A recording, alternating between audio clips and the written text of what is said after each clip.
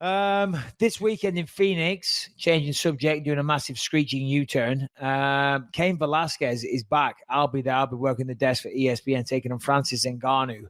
We'll probably save all that talk for the second show this week, but I just want to say it's bloody nice to see Cain Velasquez back.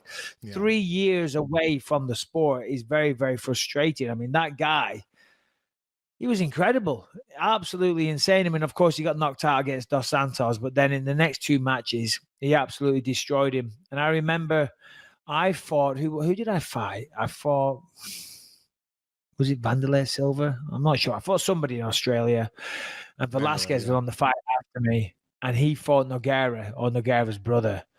And, oof, man, his boxing looked incredible. Of course, he's a fantastic boxer as well. So it's awesome to see Cain Velasquez back, Lewis. What are your thoughts? I know, yeah. I mean, it's been since July 9th, 2016. Then almost 3 years. A year before that was the last time he fought and he lost. And then it was 2.5 years before that. I mean, it's been a lot. It's been a long road for Cain. At what point does the sport pull ahead? It's got to happen at one point. You know, I'm a huge fan of Cain Velasquez. Francis Ngannou, you know, he's part of, you know, the new breed, the new heavyweight, very, very large, very athletic, really crazy knockout power. I mean, look, if it's the old Cain Velasquez, it's not even a debate. Not even a debate. The old Cain Velasquez would wipe the floor with Francis Ngannou, but I just don't know. At one point, the injuries, the age, the evolution of the sport, all of that is going to be too much to catch up with. And I don't know. What do you think? Do you think that Cain Velasquez? Well, I don't think it's fair to say that the old Cain would wipe the floor with Francis Ngannou. Francis Ngannou is just a beast of a human being that hits incredibly hard. You know, and his last fight against what was the guy called? Curtis The Blades. wrestler. Curtis Blades, you know, I mean, Curtis Blades has the recipe to beat Ngannou, just the way Stipe did. Stipe out-wrestled Ngannou. Cain could out-wrestle Ngannou. Curtis Blades could out-wrestle Ngannou. But Curtis Blades couldn't get in on him because Ngannou just unleashed his hands and fucking demolished Curtis Blades. And I guess he came out aggressive as well because the fight before, remember, who did he fight? Oh, Derek... not Derek Lewis. Wilson. What's his name? Derek Lewis. Yeah, sorry, pardon me. Yeah, Derek Lewis in that fight, he didn't throw a single punch hardly. One of the worst heavyweight fights of all time. So I feel like he probably felt the pressure to come out there and put on a good performance, and he did that. Now, you know, if Cain can get on the inside and get his hands on him and take him down, yeah, for sure, I'm gonna fancy Cain. But if he can't take him down, he can't get on the inside, and the trading hands. Who knows? I feel like Ngannou hits harder and faster. Certainly more in his prime, less injuries, less miles on the clock. If the fight stays on the feet, I certainly favor Cain. Yeah. In my opinion, Lewis. But what do I know? I don't know. It's MMA. Yeah, I mean, look, I think the big question is going to be is Cain on the decline? Is it going to be too much? Because there's something that happens once in a while. You see these guys where they just don't look like themselves, you know, and that's where I'm afraid. Because if Cain Velasquez, if he is slower and flat-footed, and who did he fight? Now I know there's a big question about altitude, but Fabricio Verdum. So Fabricio went out to Mexico City, I believe it was, and it was at altitude, and Verdum was out there for like a month before. Acclimatizing, all the rest of it, and then Cain flew in fight week and was doing pretty well, but then he gassed. And I'm not sure what the elevation at Mexico City is, but it's very, very high.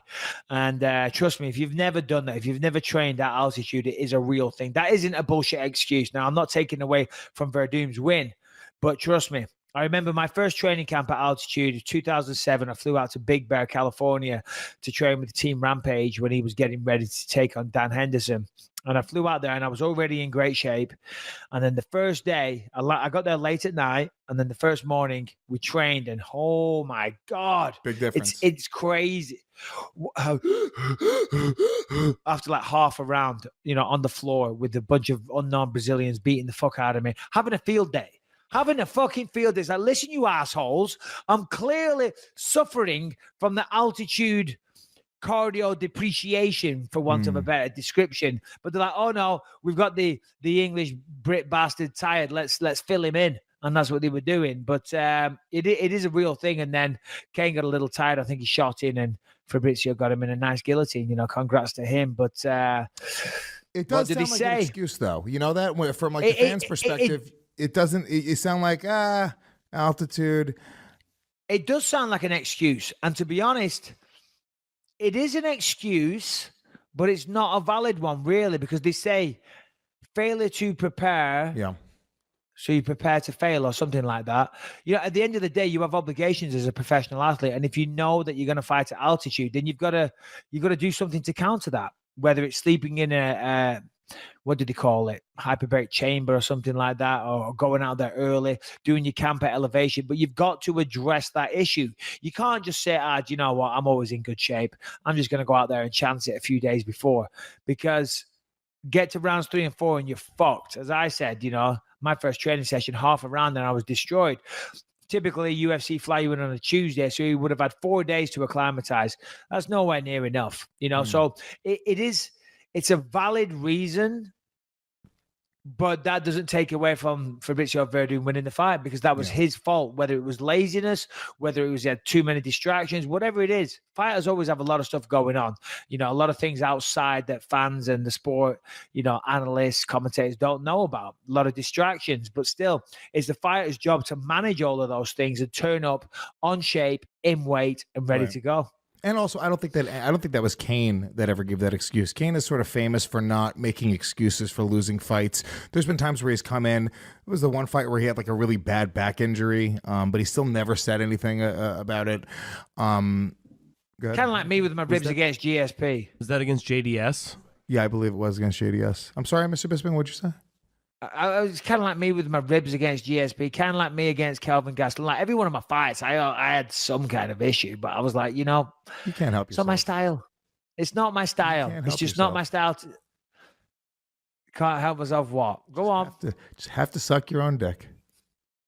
No, I'm just saying it's not his style. And I was like, yeah, I can relate. I can relate to that. I can relate. I mean, and I probably could suck my own dick. I've had a rib removed now, so I'm good. But the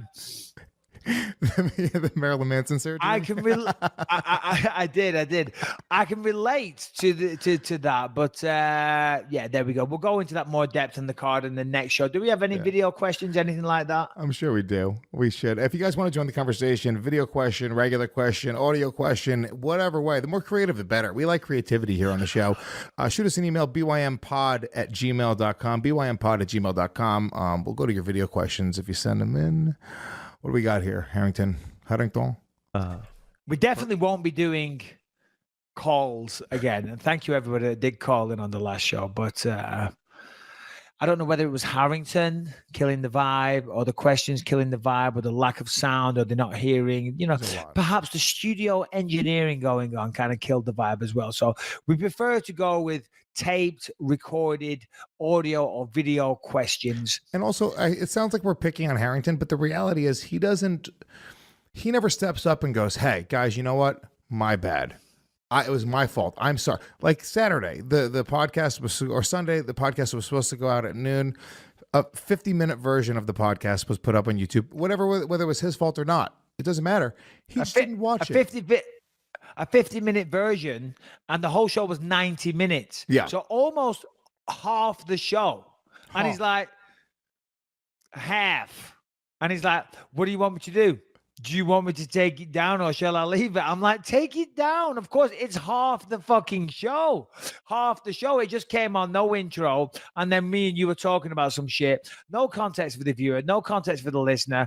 A lot of people watched it. I noticed it got up to like 4,000 views on YouTube alone. And then you take it down and you put it back up. Well, those people, those few thousand that watched that, they're not going to watch it again. They're like, I've seen this. We're killing the vibe. And then he doesning even say. We're killing the vibe. He doesn't even say, hey, you know what, guys? My bad. I should have watched this. I should have double checked. This is what his reaction is. Man, YouTube's really fucking up, guys. Isn't it crazy? YouTube's a bunch of pieces of shit. It's no, you did.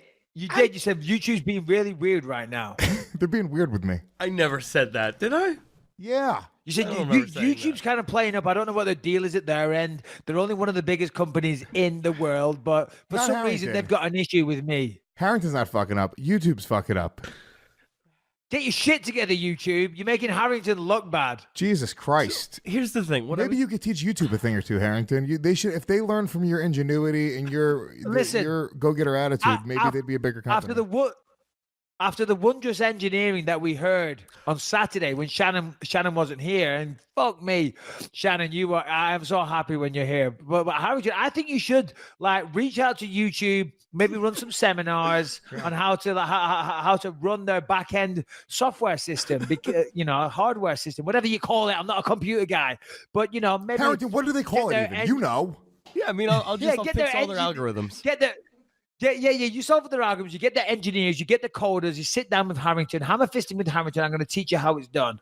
Because when you uploaded it, you did it all right. But Look, YouTube, Mike, I will have that company turned around in a week. No less. There we go. Yeah, they'll finally start making some money. Harringtube. Harrytube. Harringtube.com. I like it. Harrytube.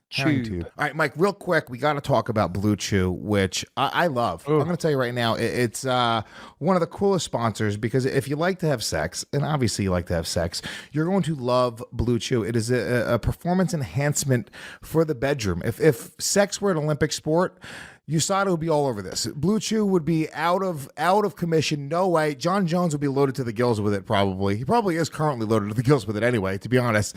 But it really does make sex so much better, okay? If you guys, this is not about having some sort of dysfunction or erectile dysfunction. That's not it at all. This just enhances the experience in the bedroom. So if you want to have longer, better sex with your woman, Blue Chew is a great company, and we have a really great deal for you. Mr. Bisping, tell them how they can get their first order of Blue Chew for free. Well, listen, if you want to get involved with this amazing product that is better and cheaper than Viagra or Cialis, it only takes a few minutes to fill out a form online. No doctor visit, no awkward conversation, no waiting in line at a pharmacy. It ships directly to your door in discreet packaging. Blue Chew chewables are prescribed online by a doctor and made inside the USA. Blue Chew gives you confidence in bed every time. You and your partner will love it. Chew it and do it, Lewis. I do like that one. So anyway, the great deal, as you say, go to bluechew.com and get your first order free when you use the promo code BELIEVE. Very simple. Bluechew.com. Promo code BELIEVE.